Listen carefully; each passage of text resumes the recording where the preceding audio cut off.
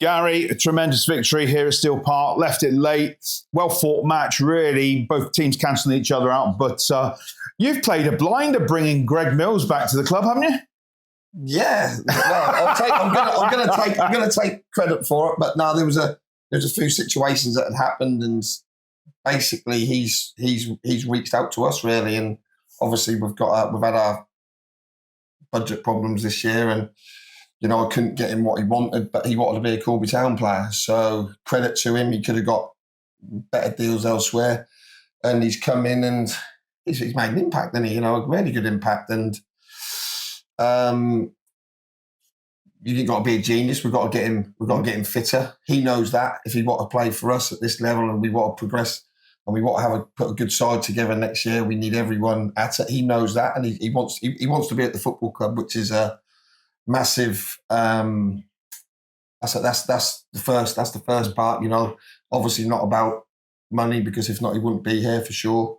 But he's come in. He come training Thursday night. He fitted in with the boys straight away. Obviously, Cal from the other ones, but he's fitted in with the boys straight away. And he's showed in training, the warm up today, and on the pitch that he has got that little bit of X factor quality, if you like, that. And not just that, we've got lots of players with lots of quality, but he's got that little bit of composure as well. That's which comes with experience. We've got a lot of young lads. So, it's his day today. And, come on, get brought down for the penalty, step up, take the penalty, score, win 1-0. That's a dream homecoming for him. But there's a lot of work to do with Greg and obviously the rest of the squad. And we'll enjoy it. He's, like I say, he's a great lad. I did have him at Kings Lynn a few years ago.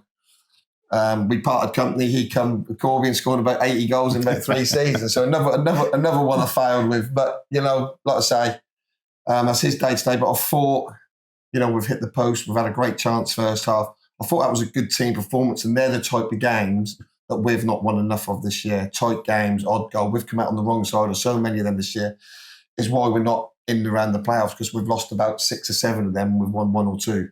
And that's the difference between being 9th in the league and being 5th in the league. Of course, it wouldn't have affected you. Well, it would have affected you if the game had been called off. The lights being up, the floodlights here for anybody that wasn't at the ground today, floodlights failed. They turned on, they turned off, they turned on, they turned off. And then there was 3 electricians. When we was on the attack, they turned on, and when they started, they turned off. But I thought the referee and his 2 assistants handled the situation with plenty of common sense, with plenty of communication with both benches. I think the referee done really well today, because he pulled us at 4:15 and said, look, I'm happy to carry on, but if someone score and these lights don't go on and I have to call the game off, I don't want whoever's winning to come berating me.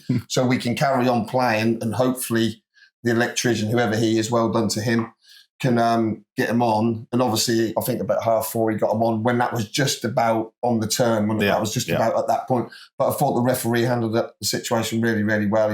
He communicated with both benches. He communicated with the electricians via Sandra on her phone. Oh, right, okay. Everyone was in contact. So not often I give referees too much praise, but fair props to him today. And I thought he had a really good game as well.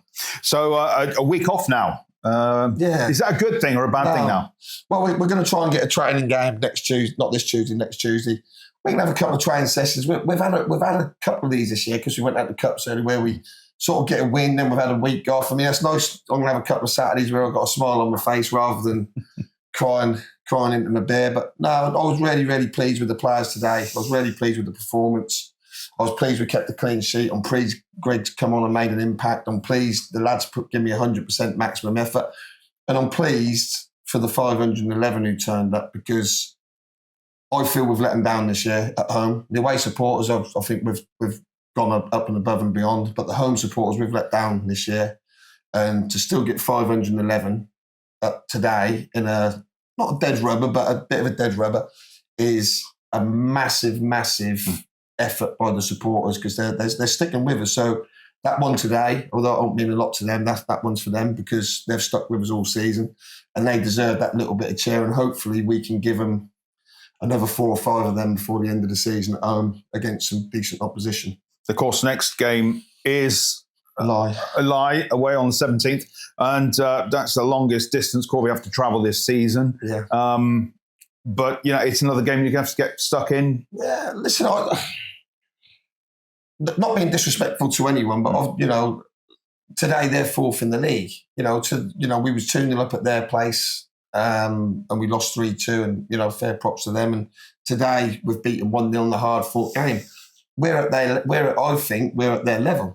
And some of the other teams in the round, we're at their level. Calcer are above us. We beat them 6-0. You know, on our day we're at that level. But like I said, we didn't won enough of them games. Like today, whereas Hinckley have, Calcer have, Loughborough have, we didn't won enough of them. And that's on us. That's not on the other teams. That's on us, because we know if we put our best, we've not been beat again by 1 goal more this season. So we've been competitive in every single game this season in the league, 28 games or whatever it is.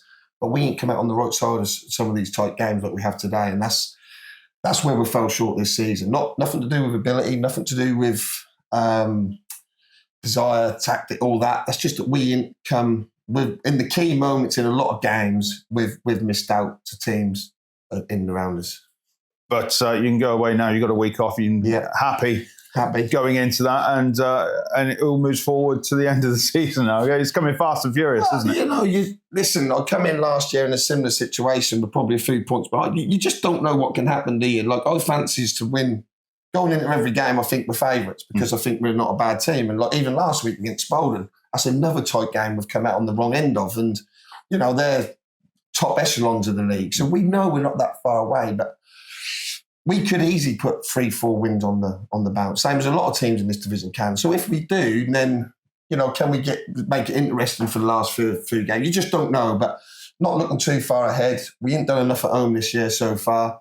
Today's a great one to win. Today was for the fans who turned up, 511 again. Massive support for Step 4 in the team mid-table, and not only one home game this season. And I was really pleased we give them something to cheer about today. Gary, appreciate your time again.